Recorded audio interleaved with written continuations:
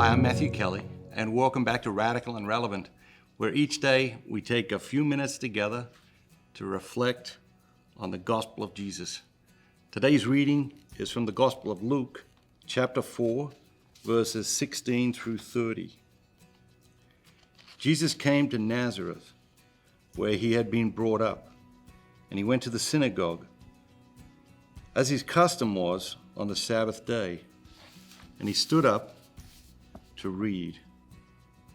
And there was given to him the book of the prophet Isaiah. He opened the book and found a place where it was written, "The Spirit of the Lord is upon me, because he has anointed me to preach good news to the poor. He has sent me to proclaim release to the captives and recovering of sight to the blind, to set at liberty those who are oppressed, to proclaim the acceptable year of the Lord." And he closed the book and gave it back to the attendant and sat down, and the eyes of all in the synagogue were fixed upon him. And he began to say to them, "Today this scripture has been fulfilled in your hearing." And all spoke well of him and wondered at the gracious words which proceeded out of his mouth. And they said, "Is not this Joseph's son?" And he said to them, "Doubtless you will quote to me this proverb, 'Physician, heal yourself. What we have heard you did at Capernaum, do here also in your own country.' And he said, 'Truly, I say to you, no prophet is acceptable in his own country. But in truth, I tell you, there were many widows in Israel in the days of Elijah, when the heaven was shut up 3 years and 6 months, when there came a great famine over all the land, and Elijah was sent to none of them, but only Zarephath in the land of Sidon, to a woman who was a widow. And there were many lepers in Israel in the time of the prophet Elisha, and none of them was cleansed, but only Naaman the Syrian."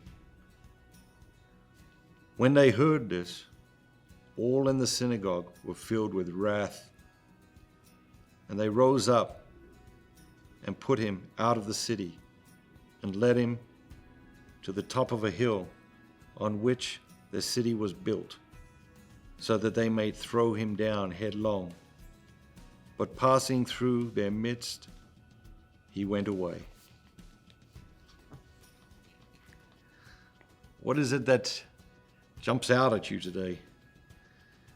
This line, "Is not this Joseph's son?" They say about Jesus. And when they say that, what are they saying? Well, we know this guy. And what else are they saying? He isn't fitting into the image we had of him, because we knew him when he was, kicking a ball around with his friends, or when he was a little kid, playing in the mud or whatever. And so Jesus isn't fitting into the image they have in their minds of who he is. And I think at different times in our lives, people say the same thing about every single person. They say it about you, they say it about me, they say it about everyone. They say, "Is not this Joseph's son?" Or some form of that. They say it, and what are they saying? Like, "You've changed." What are they saying? "You're not who I thought you were." What are they saying? "You're making me uncomfortable." That's what Jesus was doing. He's making them uncomfortable. They weren't comfortable with who he was. And they wanted him to be this other person that they imagined him to be as a child. And sometimes when you change and grow, it makes people uncomfortable, and very often in their discomfort, they lash out and they criticize you or they speak badly about you to other people behind your back.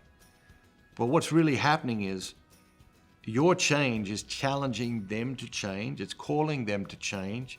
It's inviting them to change. And they are rejecting the challenge. They are rejecting the invitation.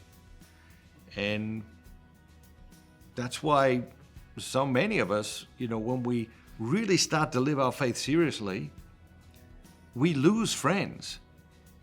We lose friends, and sometimes friends who are very close to us for a long time. And if you take your spirituality to the next level, you might lose friends again. There might be friends who say, hey, you used to be like this. What happened to that person? And you're going to have to say, God's calling me to more. And that might make people uncomfortable. That might make them criticize you. That might make them not be your friends anymore. But still, you have to follow your call. I have to follow my call. Have a great day following your call. And remember, be bold, be Catholic.